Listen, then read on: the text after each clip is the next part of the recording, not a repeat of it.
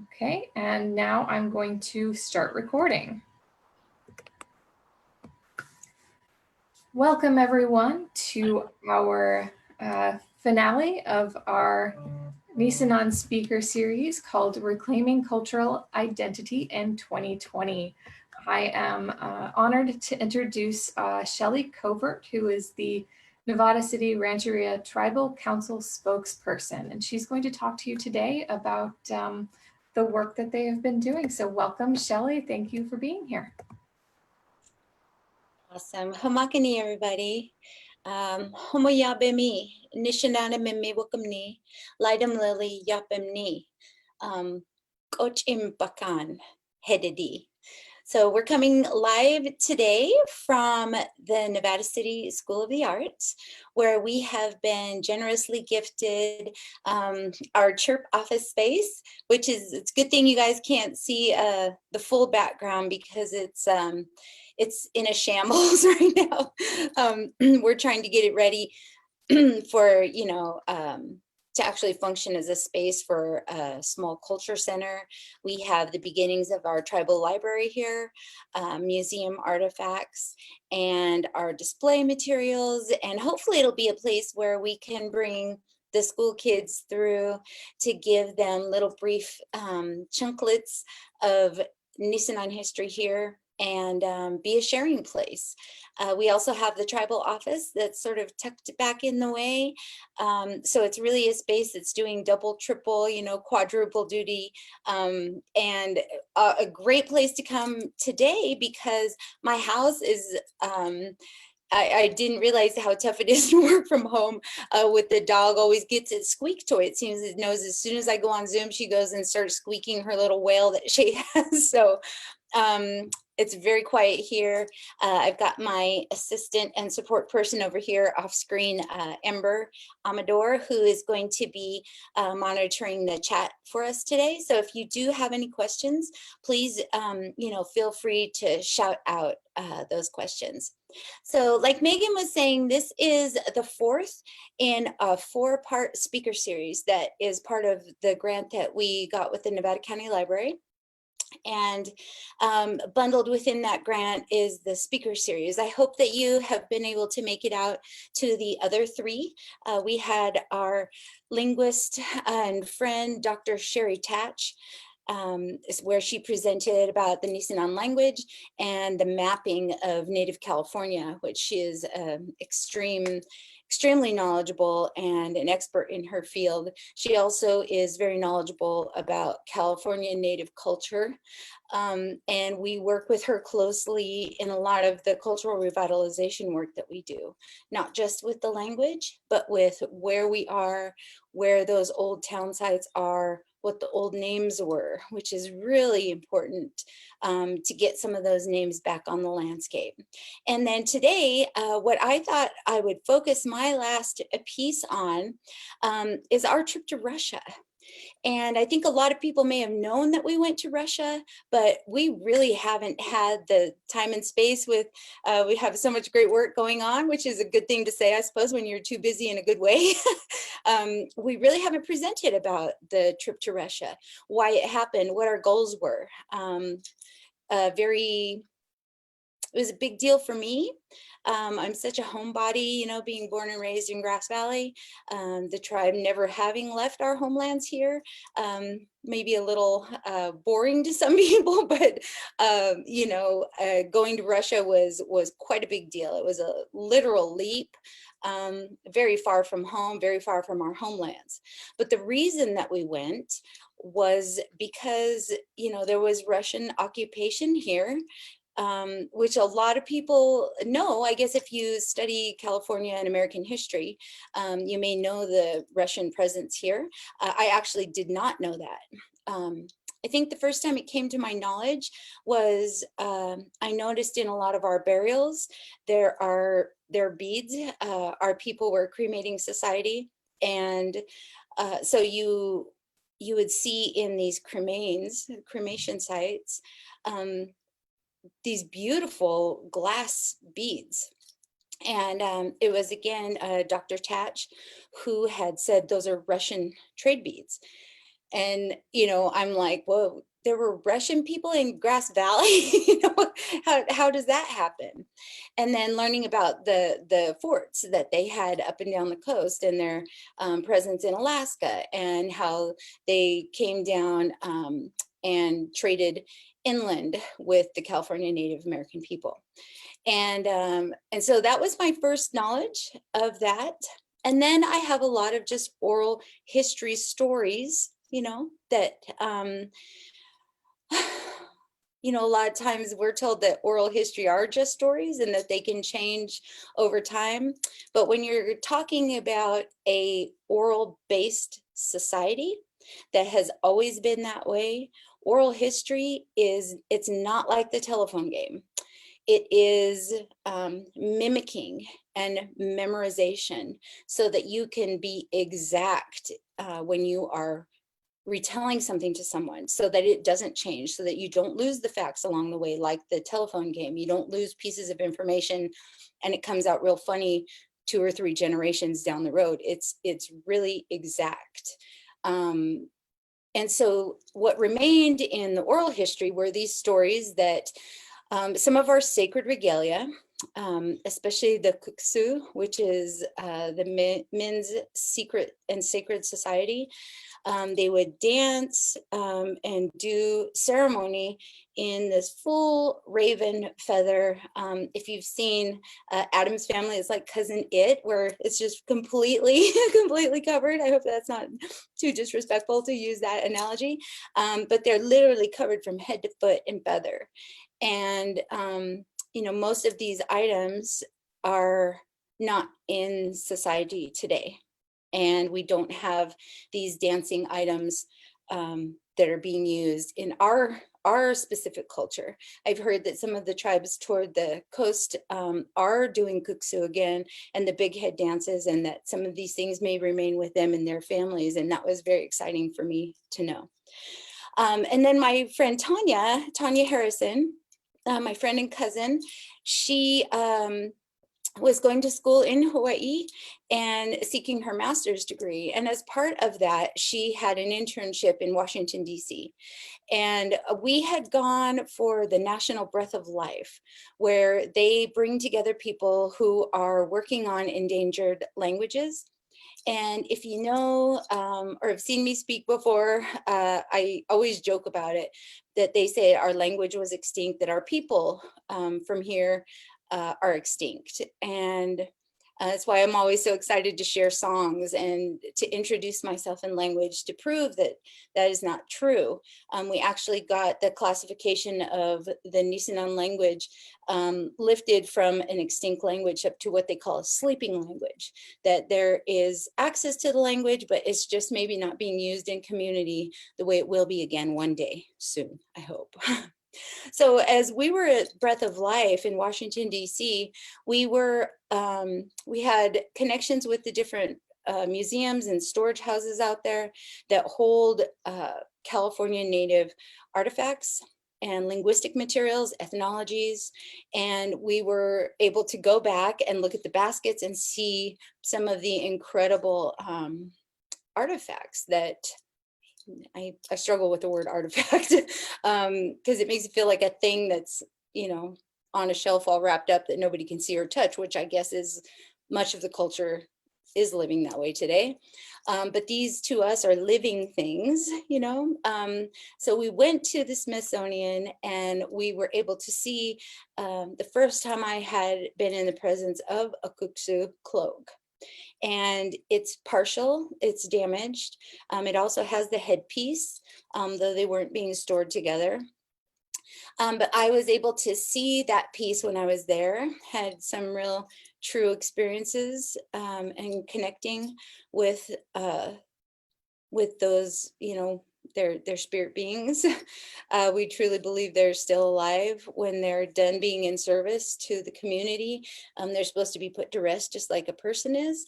And so anyway, well, so many stories to tell. Tanya went to Washington, D.C. under an internship, and she had close interaction with these pieces for several weeks. And so it was great because she's going, Shelly, from your experience being there, and I'm here now, what can we accomplish? What can we do? Because Tanya is also part Nisenan. And so we had this great moment, and I said, well, I think she had stories as well on her side that there are these pieces in Russia. And I said, find out about that. Get us a grant. We need to go. I'm sure it's pretty expensive to go to Russia. So she had met someone who referred us to this granting agency, the Trust for Mutual Understanding. And so Tanya started the grant with her, she's going for her master's degree. I think she's almost finished with that now. So she had the academic piece that we really need to speak in the grant. We had CHIRP, which is our nonprofit that supports the Nevada City Rancheria Nisenan tribe. So with the combination of the two of us, we were able to put together a successful grant application, and it was $15,000. And we had to raise, I think, $2,000 through a GoFundMe, $2,000 or $3,000, I can't remember. But we successfully raised the extra amount of money because somebody forgot to put food in the budget. So of course, we all ended up paying some of our own money to successfully complete our project, but it was, in my opinion anyway, it was well worth the time and the energy and the extra fundraising that had to be done to get us there. And we did go there, and we were there in August. And really, it just feels like yesterday, and it also feels like 10 years ago, because I think the reason is that we've never officially presented. And so I will be sharing this with our grantor, and along with our grant report. And I hope that they're pleased, and I hope that they feel that this is money well spent. The Trust for Mutual Understanding is really to take a culture to share, to come together, and really a reciprocal sharing of culture. And that totally happened out there. It was amazing. Our contact in Russia's name was Yuri, and he just opened all the doors for us to go. As you can imagine, with some of the things between the United States and Russia, we had to get a visa. I didn't even have a passport. So we had to go through this process, of getting us each ready. And then they had to officially invite us from the Covert Museum there. And it's in St. Petersburg. And so that's sort of the story. I have a slideshow that I'd like to share. And, Tanya is great because she's a research person. She is in the intimate details. She does Hawaiian feather work with the little itsy bitsy tiny feathers. She does bead work. She recreates much of the cultural materials, like milkweed string and hemp string. Very central to Nisenan cultural materials are the knots that they use to hang feathers. They're very unique. We got to see all of these things up close. You can't recreate these items if we don't know how they were made. And so we're, part of Tanya's experience and her commitment to recreating these things is, it's not me, the one. I'm not necessarily that detail person. I do like to do beadwork and small things, but I tend to move from project to project to project. And Tanya, when she gets in, and you can see with some of our the photos that I'll share with you, we're down in there lifting up these tiny feathers, trying to see the knot work and the netting that's holding all this together. Some of the pieces that we saw at the Smithsonian Institute were in such perfect shape that you couldn't see I mean, they're just these beautiful feather blankets on both sides with this dense feather work, and you can't see how they're made. And so that was one of the things I'll point out in the slides, is that you could actually see, because these were used items. And I mean, she was thrilled to death. we're looking at things and she's going, oh my gosh, you can see inside there, you know, and her whole world just lights up. And so you can see some of she's got her measuring stick, and our gloves are on, and we're down in, able to hold and touch these items that have been collected in the 1840s and from our watersheds. And Tanya was saying that, you know, being able to feel the weight of an item is extremely important when you're recreating, so that you can know if you're doing it right. You know, if it comes out feeling like a piece of paper, we may have missed the mark. And if you can't pick it up, it may be a little bit too heavy and too dense. So I'll go ahead and get the slides running for you guys. Hopefully I can do this fairly seamlessly.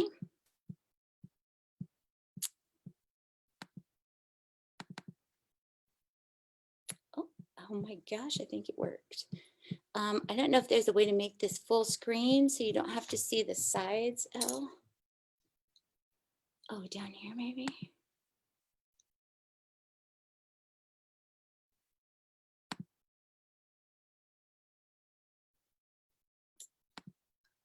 That's all right.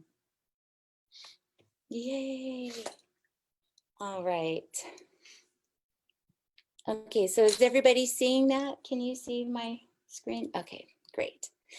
So here is, you know, I think this is a picture that was taken by one of our team. You know, we just got there. I'm holding all my bags. We're at the Kunstkamera Museum. And talk about old, you know, California is so young with our buildings and stuff. I mean, obviously not Nisenan culture, because it's, you know, 10, 13,000 years old, but the buildings and the landscape that is St. Petersburg was just astounding to me. I'd never been in places so old, these buildings that were created by hand, you know, by people. And so here we are, you know, we just come in the museum, and I'm taking a look at just their collections are extensive. They're incredible. They're some of the best in the world. And I know that a lot of our tribal people, it's a conundrum to say a collection is the best, because many people believe that the collections are not in service to those items that are being held there, maybe against their will. So I want to just say that I don't want to be flippant when I talk about these great collections. I understand that there's always two sides to something, and this is a very serious side that I want to always acknowledge, and not, you know, act like I'm just being, oh yay, it's all so great. So this was at the Kunstkamera Museum in St. Petersburg, Russia. And missing, you'll see an empty chair here next to Tanya, was Ember, because she was taking the photo. And I noticed going through my photos, she's not in hardly any of the photos. And the couple that I did have, she was making kind of funny face. I don't think she would appreciate me putting them up in a slideshow for everybody to see. But the missing body here in our team is Ember Amador. So sitting here with the baseball cap is James McCoog, also my husband. He probably has he and my cousin Saxon, I would say, have the strongest hold on the Nisenan-language. So it was very important for someone who could acknowledge not only that, hey, that's Nisenan that we're seeing, but have some greater understanding than myself as to what that language is saying. And then there's me, and then there's Yuri, he is our contact there, and there's Tanya, the one I was talking about. So here, you know, again, that empty spot on the side, Ember is missing. So, you know, it took 14 hours plus actually to get to St. Petersburg, which was quite an ordeal. If anybody travels out there. Quite an ordeal in and of itself. I'm not a traveler, so it was a big deal for me to experience that long of a flight. We did stop. Oh, thank you. We did stop in. Where did we catch our plane?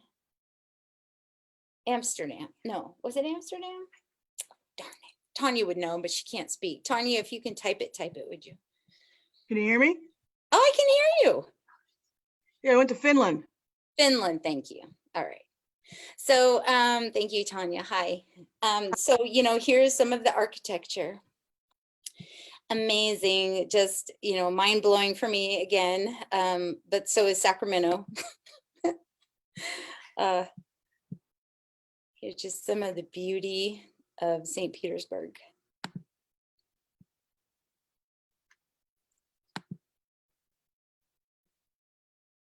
It rained on us a lot, but the weather was perfect. And so, yeah, the architecture was amazing. But amazing Russian architecture isn't what we went to see. It was sort of the, you know, the icing on the cake, I guess you could say. Oh, Ember, this is doing dumb stuff again. So we went to see Nisenan culture. Thank you.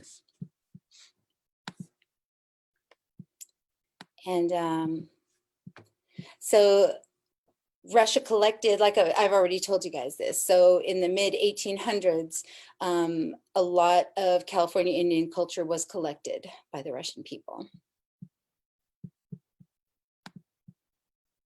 This is our first day going up to the museum and meeting Yeni. Tanya, do you remember how to say his name? Gieni. He was the assistant to the professor there. So we got to see displays. Here in this display, if you can see, it's behind glass, so you're getting quite a glare, but is one of those feather cloaks that I was talking to you about. And it's a hugely important Nisenan cultural item. It's a great sign of wealth. People that had these incredible feather blankets were usually very wealthy or were the head people in the tribe. And, you know, we led by kinship. You could have a head person, a head man, a hook, or women could also be leaders, Mayan. And so the wealthier people were usually leaders or great tradespeople. So finally we got into the archives and we got to see these things that, you know, weren't behind glass that we really had spent all this time to get to. And here, I was really having a great time reminiscing over these photos. This on the left of the screen is a feather rope, all just gorgeous, amazing handiwork. The masters who put these items together, just incredible. Again, there was the end of the rope here. I'm not sure if I got another photo of it later, that was kind of damaged and open, and Tanya was able to look in and see inside, and she was just all giddy. Oh, I can see inside that one. And here you have Tanya on the right looking at one of the many Nisenan baskets in the collection there, which was a total treat. And I wasn't aware.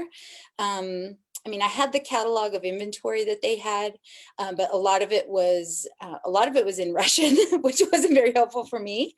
And a lot of it was just very general. So it wasn't really until we got there and got to go into the archives and had the lady there that was bringing things out, that we actually got to see the unique identity of these items that the catalog didn't reflect for us. These are some of, again, they're laying flat, and they're, if you've never seen these items before, it might be, you might really not know what you're looking at here. So on the left, these are the top knots that many of the California dancers wear, the women and the men alike. The women wear the batsuni is what they call them up north. In the Maidu language, I don't have the Nisenan word for batsuni. But you can see there's a lot of the feathers here that we're not using today. And I would say that is because they're not accessible to use anymore. The great decline of the ecology out here. Much of our culture, as we're in this movement of cultural revitalization, much, you know, you can't go get a grizzly pelt real easy, you know, which is paramount for some of the ceremony. The two stars of the show, and I don't say that in disrespect to any of the other pieces that we saw, but that Cultural Regalia, and I have photos that you'll see later, and a great condor, an entire, they got in the wings, and this amazing, you can only imagine what it looked like when they opened up the wings to dance, the California condor, very much in the same boat that the Nisenan people are in. Is there's not a whole lot of people left, there's not a whole lot of condors left, almost extinct. You know, and brought back from the brink of that. So these, there's a lot of pelican feathers, and the ducks, and I've heard the slash of the species of ducks are just a fraction of what they used to be, you know, before the gold rush. And then here's that rope again on the side, and you can, if you look in, you can see some of the spots where it's worn, probably where it was held, that Tanya was so happy about being able to see inside those. Here's a close-up of the pelican, what they have labeled as a boa, but the women would, Nisenan women especially, would always wear a boa, and these are pelican feathers. And at first, I thought they were dried leaves because they look like leaves to me. I'd never seen feathers cut in this fashion so that they lay in the way that they do. It's just beautiful. And I just didn't know, it gets me a little teary, I just didn't know this about my own culture. So it was such a privilege to be able to see some of these really old items, to have it reintroduce itself to us and to the culture. And I suppose, you know, it's a very selfish way to look at these collections of any kind. If those items hadn't been collected, this would be completely absent from my knowledge, the knowledge in my family and my tribal unit. And maybe that's the way it was supposed to be, you know. I see it as a very selfish and egocentrical worldview that, ooh, I get to, you know, have that knowledge. And at the same time, I'm so happy that I got to see these things that I had never seen before, that are really, you know, were outside of my cultural purview, I guess you could say. Oh, I lost my forward button again. Okay, so yeah, we're examining closely to see how these were created. And what Tanya will talk about is, you know, the importance of how the feathers are hung on in the knots. What is that netting mechanism? They wore nets on the head, wore nets to hold the feathers of all different ways. And we were really able to look in and see a lot of that stuff that we couldn't see, especially at here locally in Washington, DC, because they're so perfect, because they were made for trade. So they weren't used by anybody. So they're, I guess that's too, also two sides of the coin. Like, it's not used, it's in pristine condition, but you can't see inside to see how it's made. And here we are looking inside of one of those top knots. You can see, you can really get in there and see the stitching. You can see the family of knots and the network that has to go on. Here's one of the feather blankets that they have. It's just beautiful, but you can see on the edges where it's worn, and you can see the string and how the string is attaching. you know, we were counting how many rows and how many vertical and how many horizontal, how many vertical. We were able to do that because we could see inside the piece because it had been worn. There was use on it. Here's that, I'm obsessed with this one on the left. I have so many photos of it.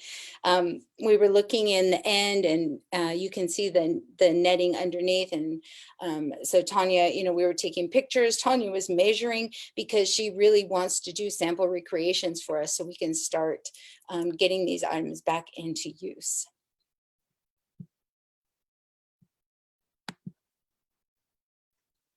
Yeah, that's what I just said, right?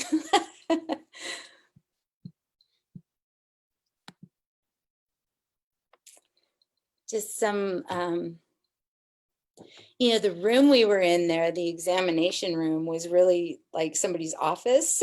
It was very different from what we experienced out here, like at the Smithsonian, where they just, I don't know why, I guess I can't even guess why the difference. But that little table is really all we had to work on. And not to say that in a negative way. I mean, I'm glad if we had to hold the items or if there was no table at all. But it was very, very much different than the experience that I had at the Smithsonian, where, you know, they have just a wing that's all dust and temperature proof, and the humidities are just perfect. The items are stored in these great long cases, and they bring these carts out to you, and they take the item out right where in the aisle that it's from, and you look at it right there, and then it's put right back. So these were being brought from just a little room. The picture on the right where I'm standing, there's a door kind of behind me, and it went off into this, I didn't really ever get to see inside of it, but that's where she was pulling the items from. And then, you know, this was the surface that we were able to examine on. And I mean, it sufficed. It was all right. And I really enjoyed being able to work with Tanya in that moment because she's just so precise, you know, as some I tease her about, right? Because she's just a detail-oriented person. But you have to be in this. I mean, this is mathematics without graph paper and computers, you know, for these folks to make, especially some of the elaborate basket designs on a conical sphere. Talk about engineering. And it was just absolutely important that we had the moment to get in there to look at this with Tanya so that we could begin the recreation process somehow. And, you know, that process is so long because we're not a federally recognized tribes. We don't have access to all of the feathers because some of them are protected, which is going to make that a little bit more difficult. We may have to do some substitution along the way. Anyway, all part of the longer view in the cultural revitalization. On the left here, this is an earring. It's an earpiece. And I was blown away because I've seen the sticks with a little bit of feathers hanging off the front before, but I had never seen anything this elaborate. And it's just beautiful. It's got the woodpecker pelts, which we used heavily here. Especially here in our Nisenan territory. And then the old style of beads, you know, with the little abalone that we're using today still. But these pieces I have not seen something like this ever in my lifetime. My mom said that she had never seen anything like this in her lifetime. And just a beautiful, again, a piece of culture that had all but disappeared, you know, from at least what's being created and used today in our tribal unit. And then on the right, you've got a whistle, which is, you know, the men use the whistles in the dance, and it's just it was a gorgeous piece. And they called these bird leather. What is, you know, and Tanya looked to where I actually just thought it was leather. Like, I'm like, how much, like a cow when you get leather. If you're trying to get leather from a bird, that must be really tedious and hard work. But she went in and she saw that it used to be covered with feathers, so that it would have had that little the red woodpecker. This would have been covered in red woodpecker feather pelt. And they'd all but worn off over the 100, 200 years, 200 plus years that they have been kept. So again, just really, really beautiful. And had it not been for Tanya's eye,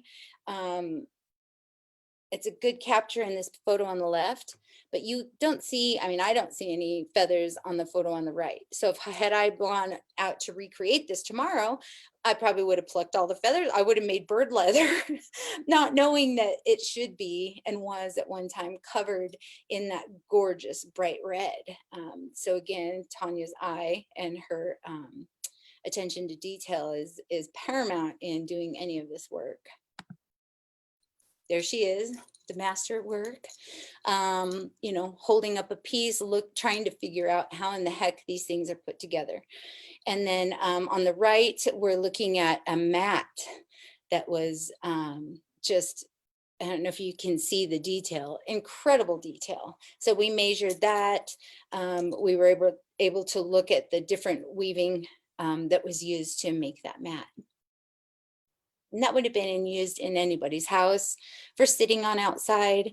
There was always attention to comfort, even though people were sitting on the floor, and we see it as like, well, they didn't even have chairs, or beds and bed frames and stuff, but they were always comfortable with the different natural resources that were available.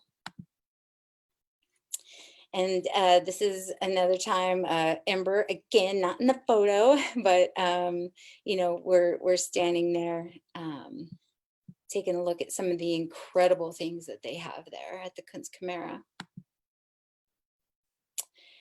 And so, the reason we went was to see that Condor cloak and to see the Cultural Regalia.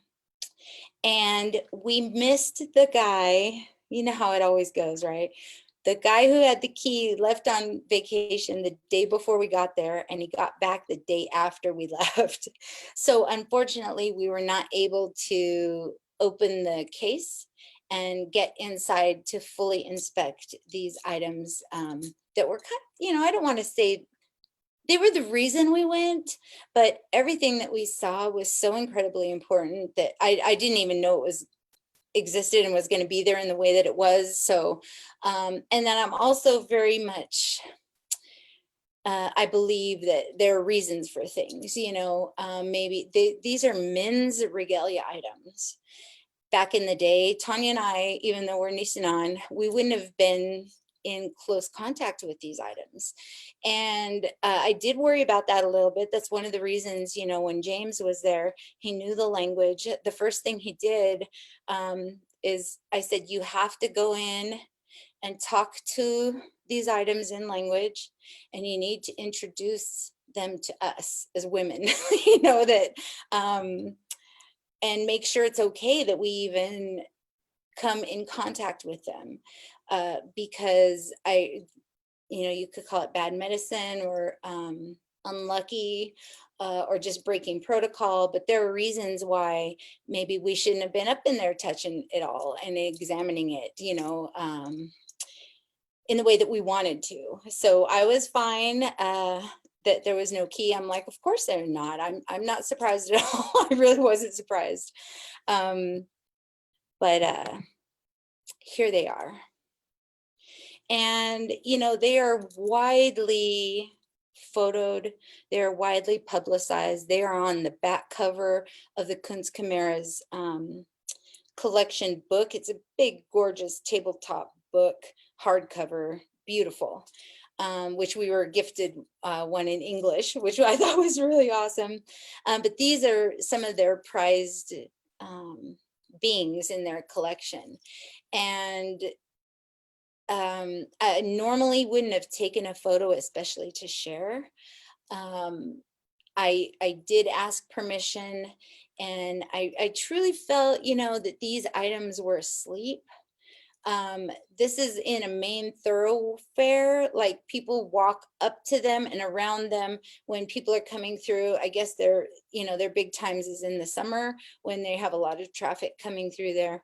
And so they're, traditionally when they weren't being danced and in use in ceremony, they would have been put away by a person who was designated to keep care of them. They interacted with them spiritually, and did all, tended them to make sure they didn't have bugs and dust and goo and whatever, gets on things after.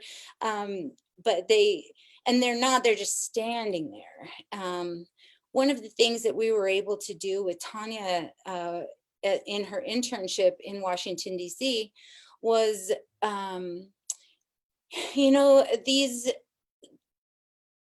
in one perspective and one way of looking at these things are standing at attention. You're just standing there. If you believe that they're alive at all, that they're just caused to stand for selfish reasons, so we get to look at them. Any of the things, like I said before, in collections, there's a great percentage of the Native people who believe that and believe that they should be able to rest.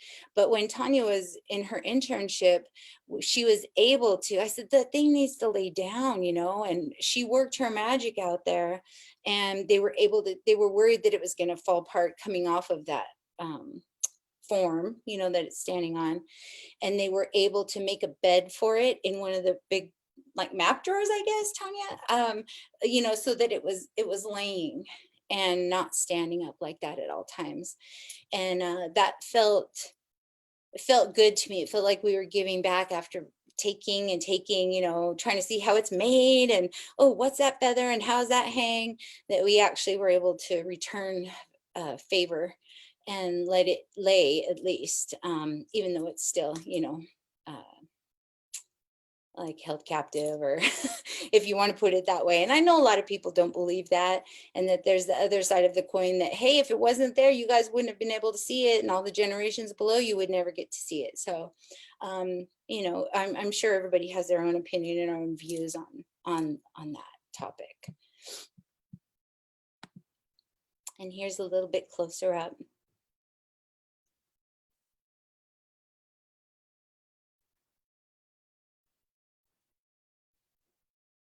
Makes me a little teary. It was so amazing to see it. And a closer of the Condor.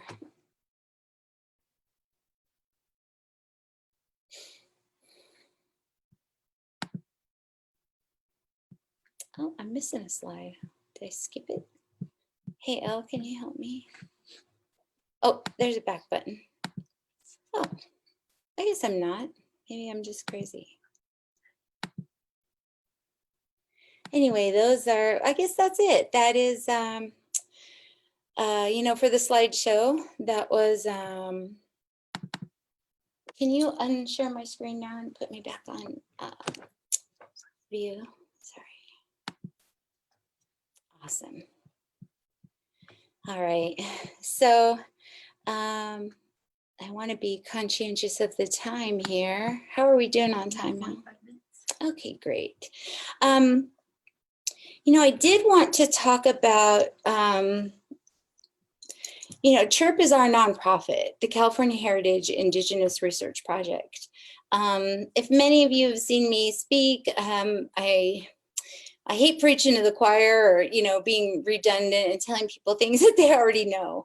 But CHIRP was born or put into place, created to support the Nevada City Rancheria Nisenan people. And our mission is to preserve, protect, and perpetuate Nisenan culture. And, that is a really wide arc of how going to Russia may seem a little odd at first, when our main target right now, I guess, is the restoration of our federal recognition. So the Nevada City Rancheria was federally recognized until its wrongful termination in 1964. And since then, the tribal members and tribal families have been without any of the federal Indian services that are provided for Indians by the federal government. And that includes housing, health, education, economic. The biggie is school.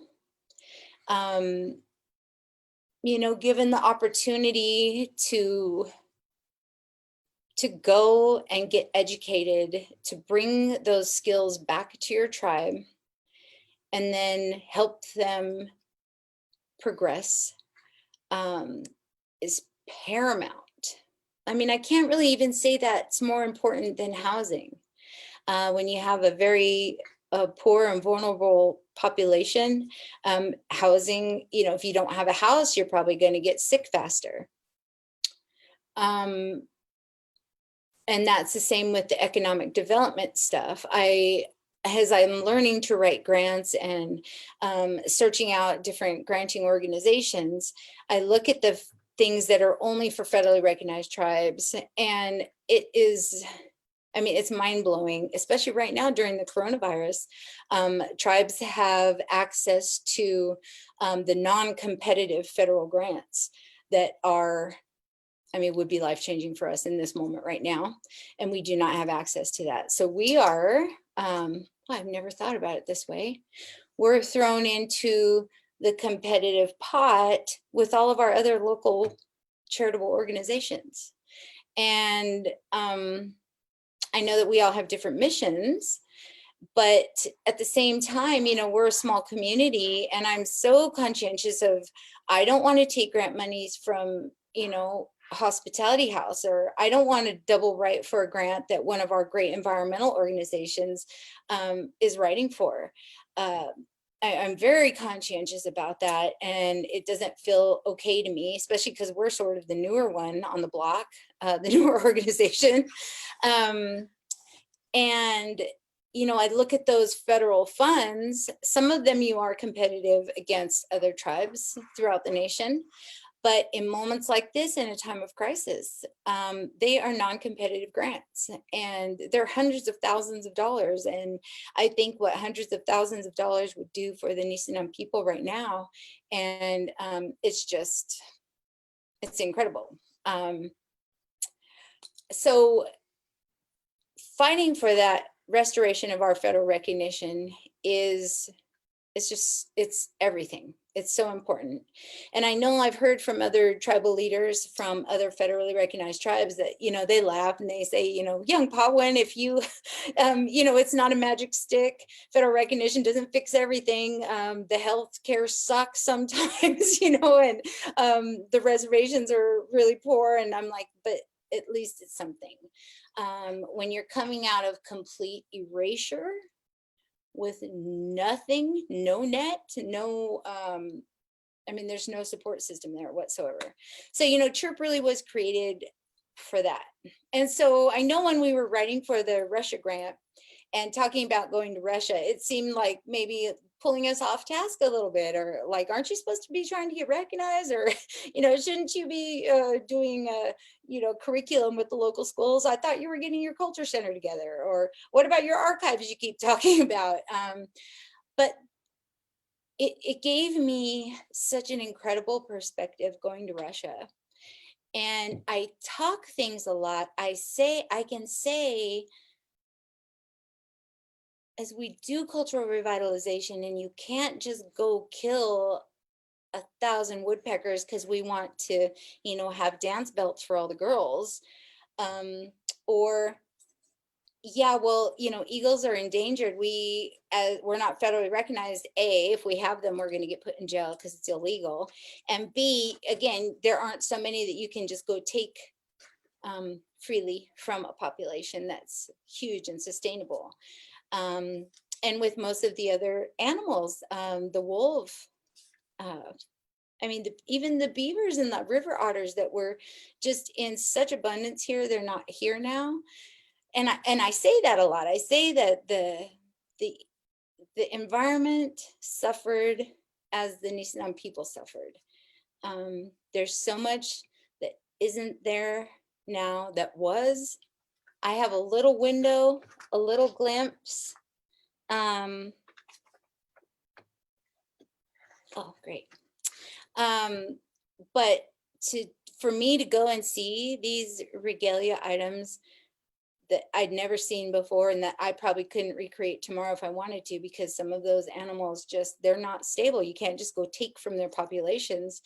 Really gave me another level of, a little bit of a level of sadness. It's easier to talk about something, but when it sinks into your heart and it's like boom, and it's really there. I got that perspective from going there.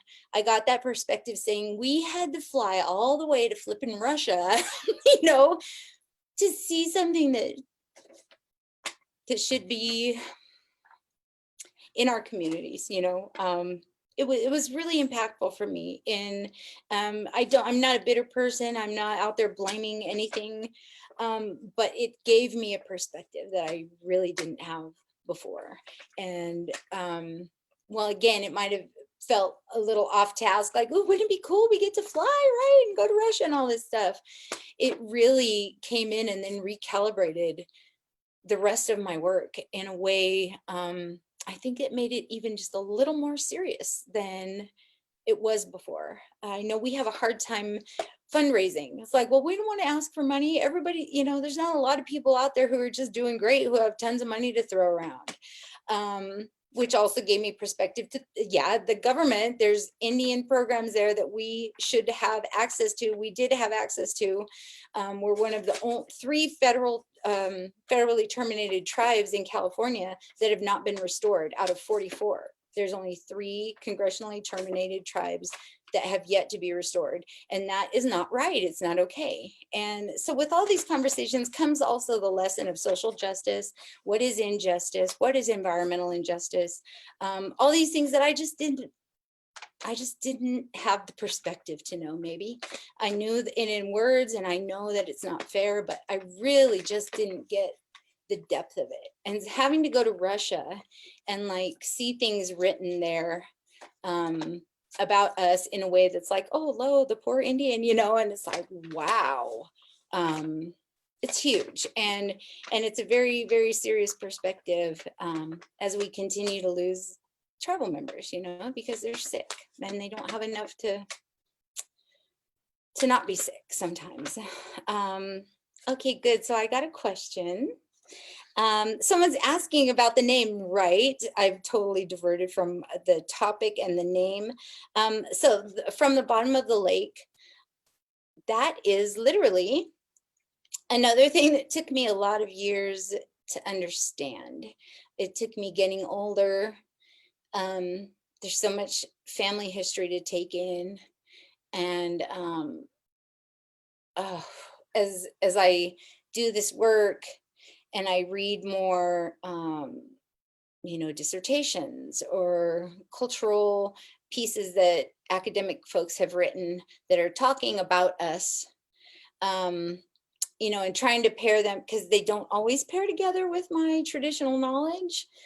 Sometimes they're in conflict with each other. And I always believe the oral tribal history. Because I know that the written history is missing somebody's perspective, and that perspective is ours. And so from the bottom of the lake, as I started realizing, I thought it was really strange that a lot of our burning grounds, which, like I said, we're a cremating society. So, you know, we don't have tombs and headstones. So you can't identify a burial ground or burning ground because it looks like nature, you know.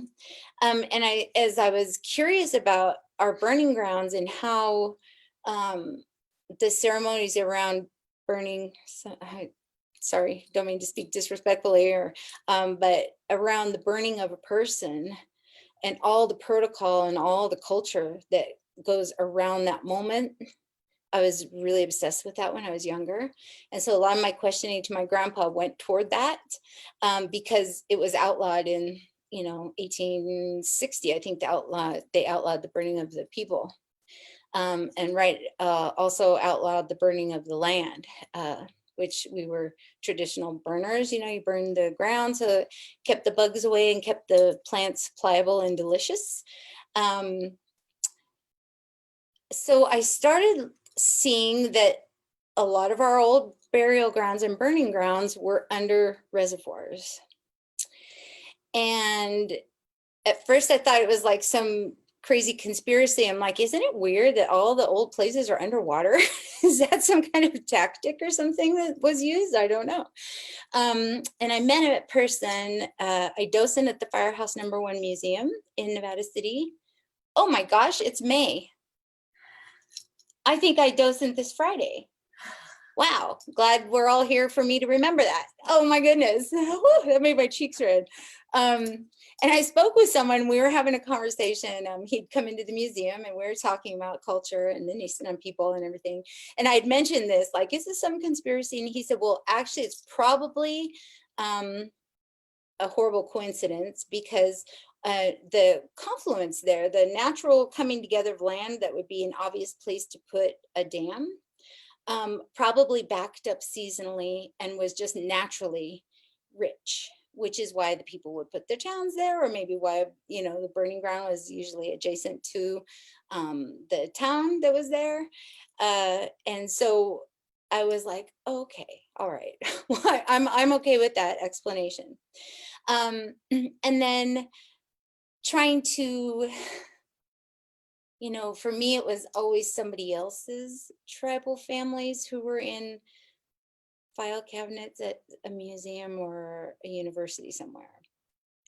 And one time we were going by Bullard's Bar, me and my grandpa, we were talking about that area, and he had said, I was asking him, I always asked him, well, where's our people buried, though, Grandpa? Where are we?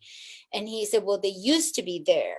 And he was talking about, I was talking about two places, actually. He's talking about the reservoir at Lake Wildwood, and he's talking about Bullard's Bar. And I never questioned the man. He would tell me something and I'd be like, oh, I didn't say, well, good, used to be, where are they now? And I had heard that one of, before the building of the first Bullard's Bar Dam, the universities came in and did a lot of study and removal of the people there that were in the burning grounds and the burial grounds. And I've heard that they're still in file cabinets at one of these universities. And that really, and then later in years, I don't know if any of you know about the FERC process, the Federal Energy Relicensing process, where our dams and hydraulic plants have to relicense every 50 to 60 years with the federal government. So our dams are going through that process. And part of that with CEQA and NEPA, the environmental protections that happens, the tribal consultation has a little piece in there in the cultural part. So these big organizations are having to engage with the tribes, which is really, this didn't happen in my mom's generation. It didn't happen in my grandpa's generation. So we're having to learn how to do this process. And it's kind of scary sometimes, because I go to these meetings and I'm just like, I have no idea what's going on here, but I show up and the acronyms that everybody uses, and I'm just, it's a lot. Anyway, in that process, we actually took a boat trip out on Bullard's, and because on their map, they had where some of the old sites were. And it really was at that moment that because I get creeped out about stuff like that. I don't like floating around on top of burial grounds. It's just not one of the things that, I think could bring you any luck in any way whatsoever. And so that, like, floating across the top of things, literally knowing that they're under there. And then there's this amazing poem that my friend and our advocate, Judith Lowery, she is a founder of CHIRP. She looked for the tribe when her and her husband moved here, I think 15 years ago, and her dad's an old Indian guy, and he asked her, what Indians you got down there? And she said that she went looking for us, and it was like a spaceship had just sucked us all up because we were completely invisible. Judith had always said she was the wedge for us. You know, she came out early saying, what, you guys are invisible, you need to show yourselves. And we were afraid, I suppose, in many forms of that word. But she said she's the wedge, she's going to cut through and we can fly in behind her. And, you know, I try every day to do that and honor her wedginess that she, you know, helped spark all these things for us. But she read a poem. I don't know if it was by Melissa Hardrow. Darn it. I always am going to force myself to remember what that poem is called. Do you know? Indian Cartography is what it's called. And in part of it, it's talking about an old Indian guy who's floating along the top of the water that used to be a river that drowned itself, and tracing the map of his ancestors, tracing lines on the map like the blood of his ancestors. And he's like on this lake, you know, this fake lake, remembering these things in this poem. And her own, was it her dad, I believe? Deborah Miranda. Thank you. Deborah Miranda poem, Indian Cartography. Beautiful poem. I think it was her dad. It could have been her darn it.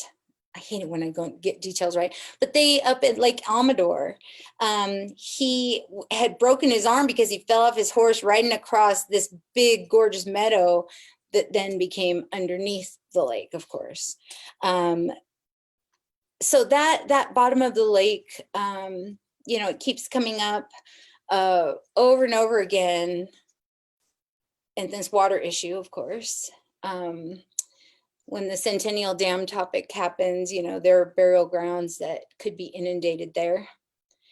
And I mean, none of the other generations were asked or brought into any of these conversations like, hey, we're going to put a dam over there. How do you guys feel about that? You know, and so at least now the issue is being forced because of the environmental protection and the cultural consultation pieces that go with that. And I can't speak to how effective those pieces are. Some are more effective than others, depending on which agency you're working with. But most of the people are really nice. I've actually met some friends, you know, people that I would call more than an acquaintance that have tried to help me be part of the process because it's so intimidating and just so overwhelming. One day I realized I was going to all these meetings and I'm like, they're all at work. And I'm here because I'm trying to save my culture. Wow, this is a weird moment, you know, things dawn on me late, I guess. But that's where that name comes from. Thank you so much for asking. Because, you know, with that story, it's a little creepy, and it's kind of deep, you know, what is under those lakes. And a lot of times you get Nisenan burial grounds that you didn't know about. I think there should at least be a disclaimer so people are like, well, you know, float across a couple burial grounds, whatever. But some people might really take issue and want to know that up front, like me. How are we on time? Are we good? Do we have any more questions? Can I just keep talking? Open to questions now if you want to talk. All right. Yeah, great. Okay, great. So yeah, I could talk forever and ever and ever. I would like to remind everybody to please, if you haven't already, pick up a copy of our Chairman Richard Johnson's book, The History of Us. It's a little bit of a tough read, but he's brought together very successfully. Like, you can't just go get a book about the Nisenan people here or the Nevada City Rancheria. We're buried in all these other labels that people have put on us from time to time throughout time. Maidu is the most confusing for people. There are 4 separate tribes: the Nisenan, the Machupta, the Konimkawi or the Concow, and the Maidu proper or the Yamani, all under that Maidu label because of the linguistic similarities that supposedly 9,000 years ago, we all spoke the Proto-Maiduan language. You know, that's the linguists or the academic, you know, story. Not all tribes believe in that. might sound, some people say it's childish to not believe in science, but I'm just like, well, whose paper was it? Who was the old guy who came out and wrote that paper that made it the science when, there could have been other perspectives, like our perspective that we all came from Estamiani, which is our sacred mountain. Grandpa said it's not polite to call it the Sutter Buttes, but most people know it as the Sutter Buttes. That's our place of origin. And so we came from there, and we didn't migrate from anywhere. That's where we're from. So if anybody does have any questions, I would be happy to answer questions for you. We just had a really successful, was it yesterday, our concert? 2 days ago? Boy, it all blends together, doesn't it? We had a very successful concert, virtual concert with all these amazing people. So this is my second time, third time, I guess. See, I just don't know. Coming to you folks in this virtual format. And we actually did a virtual concert, and it was awesome. I mean, you're missing the clapping and the energy from, I'm a musician, so, I rely on that. It's a horrible thing to say. I rely on that clapping. But it's been really successful. So I hope you've enjoyed our time together. And any questions? Yeah, if anybody has any questions, please throw it out there. Otherwise, I'll just talk about a few of the other projects that we're working on right now. One of the projects we're working on that's just been at the forefront of our consciousness, that's kind of a obvious thing, is to get Nisenan history and some glimpses of, at least glimpses of Nisenan culture into our school systems. So we've been working on curriculum now. It's been about a year, maybe a little more. We've hooked up with some great people, a couple people from Circle, and some other of our church volunteer team. We have an amazing church volunteer team who know about curriculum, and we're starting to put that together now. And we really, really hope, it's changed things with all the COVID-19, but we really hope to have something in the schools by next year, even if they're just little samplets that the teachers can grab for themselves to teach when it comes around. Usually it's around, quote unquote, Columbus Day and Thanksgiving. You start, the 4th and 5th graders start learning about the California Gold Rush also. And so we want to have some, adjacent views, another perspective to share, that before the settling of California and before the settling of America, you've got these old tribes here that have so much history to offer and share.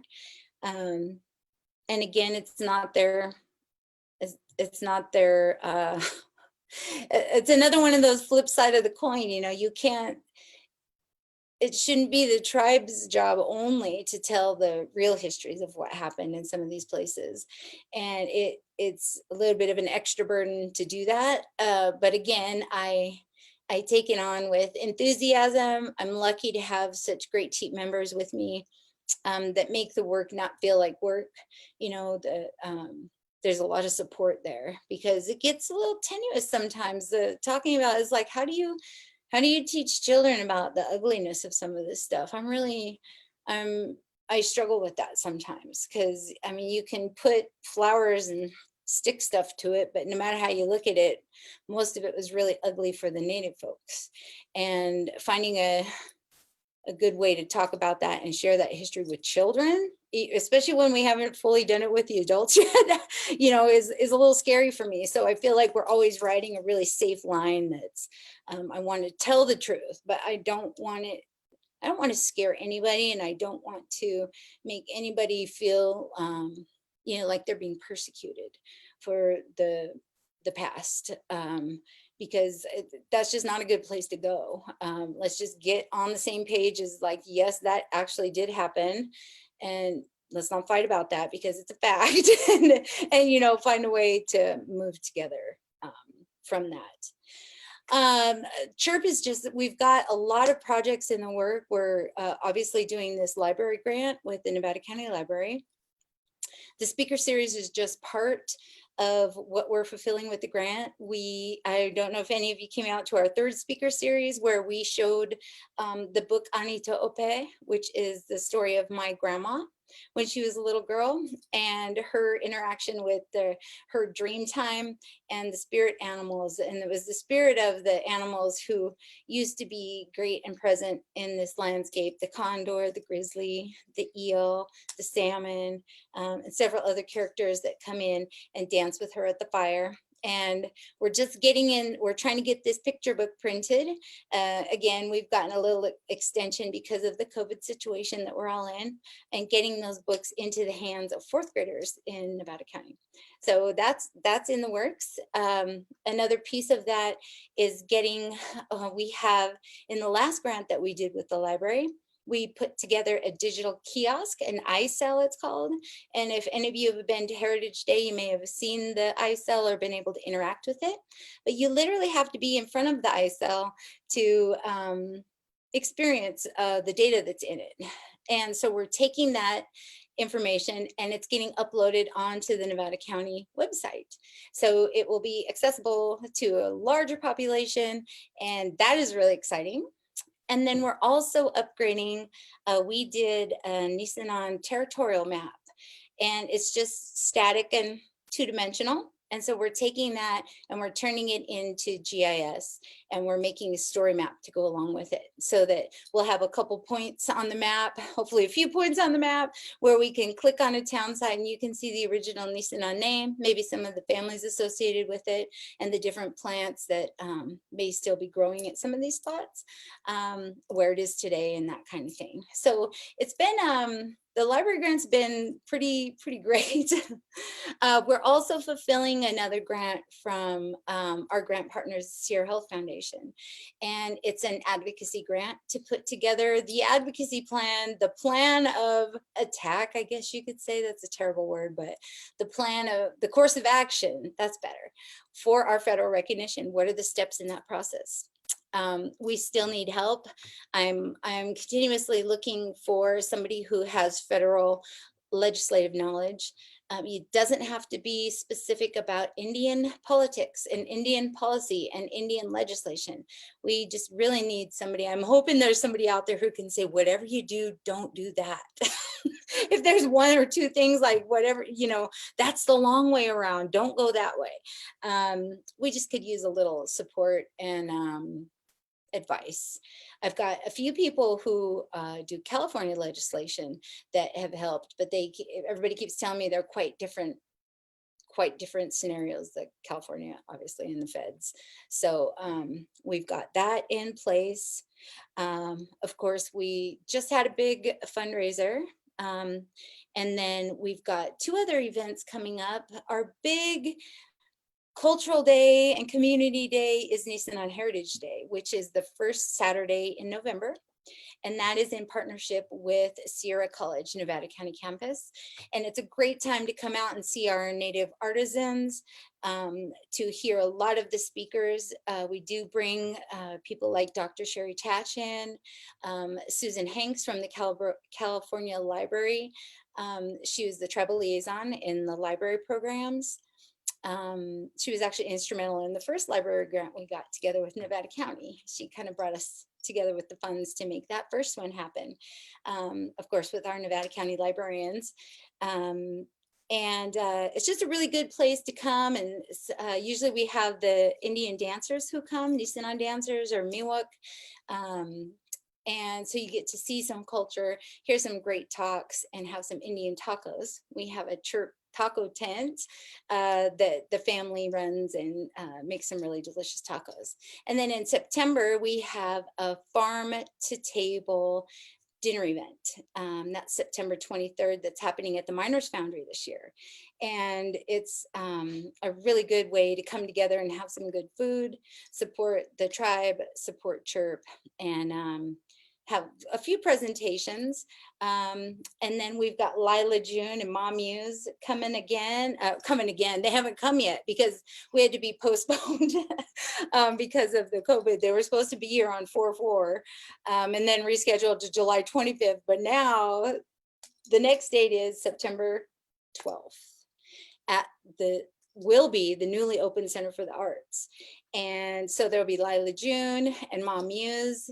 We do have a link of our past little virtual concert where they came and just gave a 10-minute little tidbit of what you're going to get when you come in September. So you can find tickets to all that stuff if you go to nisenan.org. You can see what events are upcoming, and don't forget to get Richard's book. Is there anything else that I should share with? Are there any other questions, Al? It's because I talk so much, nobody can get a question in edgewise. That's probably why. Are we down to our end? I don't want to talk over. Oh, we still got a little bit of time. Oh, okay. So can I really did want to spend a little time talking about my background. So as I was speaking about the Firehouse #1 Museum, for the longest time, it was the only platform that we had for anybody to see anything Nisenan. They have, if you can see it all back here, or if you've been there, they have a great basket collection that they were basket items that were donated to the people who eventually started the Historical Society. And we have a really beautiful photo wall that we did with Judith Lowery and Akeem, a photographer friend. We have some regalia there. And, you know, it was a little odd at first because I don't know if I should get into the story of the doll or not. Anyway, you can see my great cousin Weary here. This is before he passed away. He's been gone now about 5 years or 6 years, I think. Here he is with the chair with we had about maybe 10 people in here. There's some people sitting around the edges. He was talking to them about the old traditional salmon runs. I think this was at the very beginning of that FERC process I was telling you about. People are trying to say the salmon didn't come up as high as they did. And Weary was saying his memories of the salmon coming all the way up Deer Creek, where the old people would go fishing off this hill back here and they'd get the salmon because it was the best spot, you know, really contradicting a lot of, well, I guess it's not contradicting knowledge that's out there today. It's just giving a perspective from somebody who knows a different story. You know, maybe those folks who wrote those reports didn't see the salmon come up that high. And, you know, here you're getting an older perspective of a very important issue here with us, with our dams, with our salmon. His perspective was incredibly important and incredibly impactful in this conversation. But at the museum, this was our only space. I mean, we obviously didn't have chirp yet. We didn't have this office. We hadn't even started Heritage Day. I think our first Nisenan Heritage Day was here at the firehouse, and Judith literally was showing her incredible art, huge, beautiful art on her laptop to a small audience. I think we had about 20 people there. Wasn't ideal, but we made it work. Here, I think that's Steve Pauly, who we lost. You know, they're looking at maps together, him and Weary, talking about the salmon runs and how high the salmon came up. You know, and that was 10, 11 years ago. And I think of how far we've come and how, you know, we've got so many pans on the fire right now, and sometimes it seems a little like, you know, which pan? Oh no, like the Russia thing, and then comes in out of nowhere. Oh, and you're going to add another pan? Is that smart? You know, but I think each gives so much importance to one another, and you've got this cultural fabric. It's hard to just pick one spot. Like you can't just talk about salmon without talking about everything else. I mean, the cultural history that goes around our salmon ceremonies here, you don't really find in a book. And if there's somebody in the tribe that remembers where that knowledge has been passed on uninterrupted, that's really important. And luckily we have those things. We just need to get a little more capacity so we can get a substantial archive of all this going on. And then, you know, some of the baskets. These are some of the baskets at the Firehouse Museum. This is probably, you know, it's big. It's an acorn feasting basket. And unlike a lot of the museum artifacts, lack of a better word, that you see, most are in museum quality, right? They're perfect, they're pristine.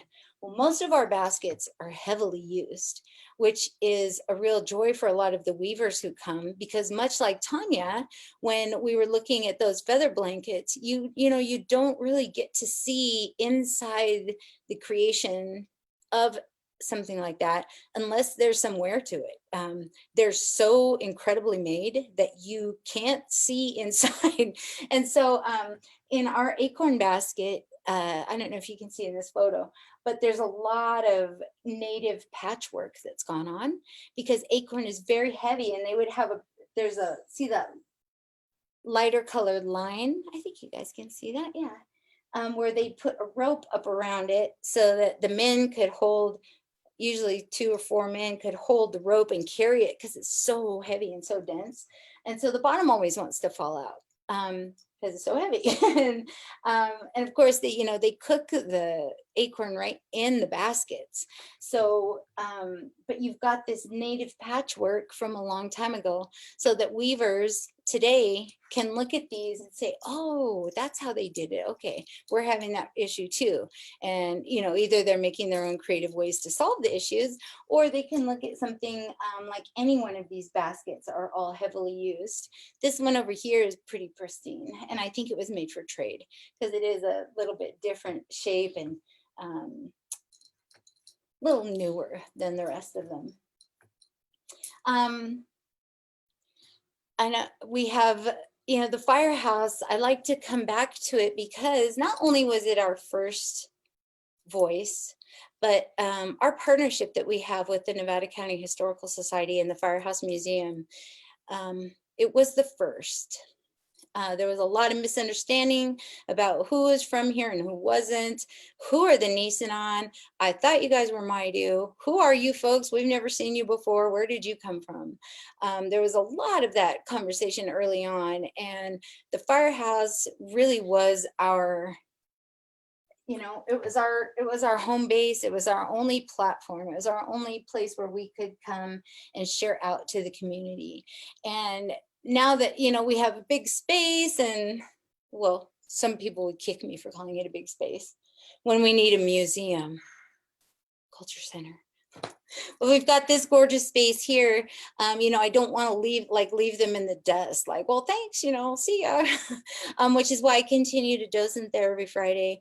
And I have to go, I sing to the baskets and I sing to the regalia that's there. And there are pictures of my family on the wall, so I have to honor that. I shouldn't say I have to. It's so much easier to have free Fridays, especially throughout the summer. This is what I always did with my Fridays when I was a younger person. But it still is a place where people can come and see me on Fridays.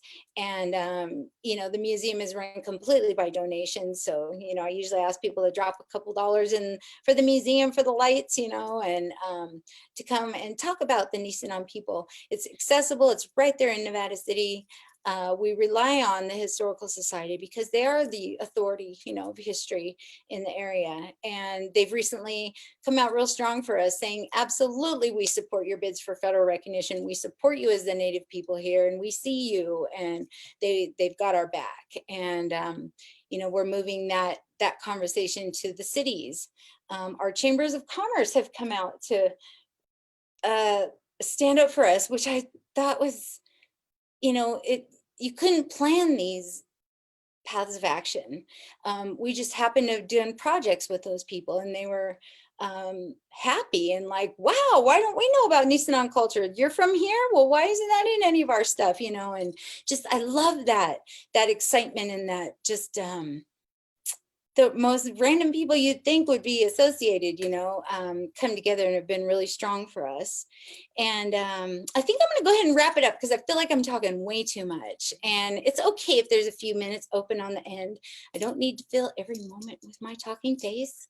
But I would just want to thank you all. I want to thank the library. I want to thank our grantor for the library grant that we got, the IMLS technology grant. The funding is crucial. I mean, I could do all this, I suppose, without a grant.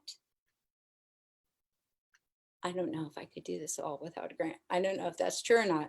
I used to do all of this work without a grant. And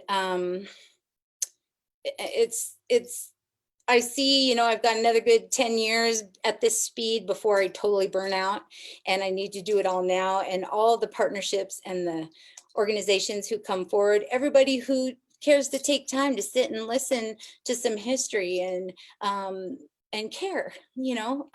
If you want to go to Nisenan.org to learn more, find out ways you can donate, find out ways you can be a volunteer. We've got a lot of information there now. You can find us on social media. The library is, you know, as soon as that webpage is uploaded, where you can go to the library to the Nevada County website and find out about the Nisenan people. So I want to thank you all very much. I would want to leave you with a song. And since it's spring, I think I should share the spring song one more time, so you can just be left with a little Nisenan language. Yo, yo, yo, yo, yo, yo, payo okoipe, payo okoipe, yomenim kau hederi, yomenim kau hederi, yo, yo, yo, payo okoipe, yo, yo, yo, yo, yo, yo, payo okoipe, payo okoipe. Yomenim kau hederi, yomenim kau hederi, yo, yo, yo, payo okoipe. Hui! All right, Ekwa, thank you so much. Thank you so much, Shelly. That was amazing and beautiful and fascinating. Every talk you do is just amazing, wonderful. And we're really excited to keep working with you and to keep you know, shouting this message out and getting your voice into the community and hopefully into the nation, so that you can get that recognition back, because we do think that's really important. I want to point out really quickly that the Doris Foley Library also has a print collection of Nisenan research materials. So that's another place you can go for more information about Nisenan history in our area. But thank you everyone for coming. Thank you, Shelly, once again. Thank you, Chirp, for this wonderful partnership, and we look forward to working with you more. Ekwa.